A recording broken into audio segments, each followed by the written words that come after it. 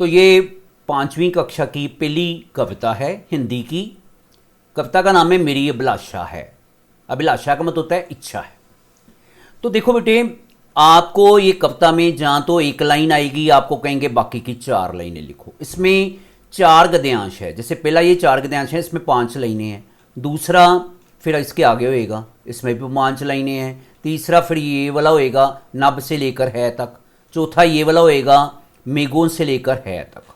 तो आपने एक तो इनको याद भी करना है कविता को। आपको हो सकता है पहली लाइन आए, बाकी कहा होगा पूरा गद्यांश पूरा करो, ठीक है। जहां ऐसे भी आ सकता है कि प्रसंग सहित सरलार्थ करो, ठीक है। तो कविता को तो एक तो याद भी करना है, और प्रसंग सहित सरलार्थ कैसे लिखना है। जैसे सूरज से लेकर है तक है ना, और दूसरा गद्यांश फूलों से लेकर है तक है। मैं आपको इसकी उदाहरण देता हूं। सूरज से लेकर है तक, पहले तो आपने ऐसे प्रसंग सूरज से लेकर है तक, सूरज के बाद डैश डैश डैश डालकर है लिख लेना है। फिर प्रसंग लिख लेना है। प्रसंग में लिखना है ये पंक्तियां हमारी हिंदी की पुस्तक में से मेरी अभिलाषा है नामक कविता में से ली गई हैं। इनको लिखने वाले कवि का नाम श्री द्वारका प्रसाद महेश्वरी जी है। कवि ने इन पंक्तियों में अपनी अभिलाषा और ब्रैकेट में चाहे इच्छा भी डाल सकते हो,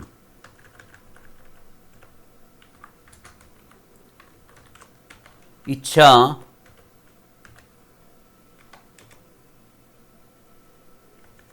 के बारे में बताया है। तो ऐसे आपने प्रसंग लिख लेना है। फिर आपने नीचे सरलार्थ लिखना है। सरलार्थ में लिखना है कवि कहता है की के बाद क्या लिखना है, जो मैं समझाऊंगा, ठीक है। की के बाद आपने लिखना है सूरज सा दमकूं मैं। कवि कहता है कि मेरी यह चाह है कि मैं सूरज जैसा चमकता रहूं, चंदा जैसा चमकूं मैं सूरज और चंद्रमा जैसा चमकता रहूं, झलमल झलमल उज्जवल जैसे तारे झिलमिल झिलमिल करते हैं, और साफ आकाश में, उज्जवल का मतलब साफ, साफ आकाश में तारे झिलमिल करते हैं, मैं उन जैसा चमकता रहूं, तारों की तरह चमकता रहूं और दूसरों को रोशनी देता रहूं, ठीक है। ये तो पहला पैराग्राफ हो गया, सूरज से लेकर है तक, ठीक है। आपने ऊपर लिखा है सूरज से लेकर है तक। अब दूसरा पैरा जब आना है ना, आपने ऊपर लिख लेना है फूलों से लेकर है तक। फूलों से लेकर है तक, जैसे यहाँ पे सूर्य लिखा था ना, यहाँ पे फूलों लिख देना है। प्रसंग यहीं आ जाना है, सरलार्थ को चेंज कर लेना है। सरलार्थ क्या बनेगा, फूलों सा महकूं मैं, मेरी ये इच्छा है। कवि कहता है कि मेरी ये इच्छा है कि मैं फूलों जैसा महकता रहूं और अपनी सुगंध दूसरों को देता रहूं। व्यगों सा चहकूं मैं पक्षियों जैसा चहकता रहूं। गुंजित कर वन उपवन, मैं अपनी आवाज से बाग में गूंजा करूं, ठीक है। कोयल सा कुहू मैं, और कोयल जैसा कुहू कुहू का सुंदर स्वर करता रहूं। मेरी ये इच्छा है, ठीक है। नभ जैसा निर्मल, मैं आकाश जैसा हमेशा साफ रहूं, मेरे पर कोई दाग ना हो। शशि जैसा शीतल, और चंद्रमा जैसा मैं शीतल रहूं, मुझे कभी गुस्सा ना आए। धरती सा सहनशील, जैसे धरती जो है उसमें सहनशीलता की भावना है, वैसे ही मुझ में सहनशीलता की भावना हो। पर्वत सा अविचल बन जाऊं, और जैसे पर्वत अपनी जगह पर अडिग, अविचल का मतलब होता है अडिग, बिना डिगे हुए, बिना हिले हुए खड़ा रहता है, वैसे ही मैं अपने वचनों पर अडिग खड़ा रहूं। जैसे पर्वत अडिग खड़ा रहता है, ठीक है, वैसे ही मैं अपने वचनों पर अडिग खड़ा रहूं।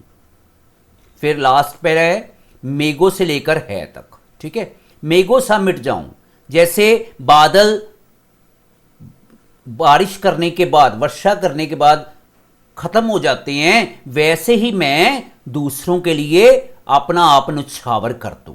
मुझ में ऐसी भावना हो, दूसरों के लिए मैं अपने आप को मिटा दूं।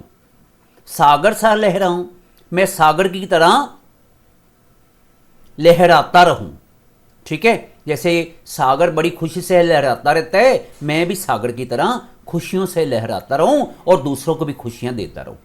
सेवा के पथ पर सुमनों सा बिछ जाऊं, दूसरों की सेवा करने के लिए मैं फूलों जैसा दूसरों के रास्ते पर बिछ जाऊं। ये मेरी इच्छा है, मेरी अभिलाषा है, ये मेरी इच्छा है। तो कवि ये कहता है। आपने ऐसे करना है। तो दोबारा मैंने बता दिया, प्रसंग वही रहना है, ऊपर ये चेंज करना है, मतलब ये पहला अक्षर और मेरा ख्याल लास्ट अक्षर तो सब में ही हैं आता है। फिर सरलार्थ में आप ये यहाँ से शुरू करना है। कवि कहता है कि मेरी इच्छा है कि, उसके आगे हर एक लाइनें मतलब हर एक गद्यांश अलग अलग है, तो वो आपने लिखना है, ऐसे आपने करना है।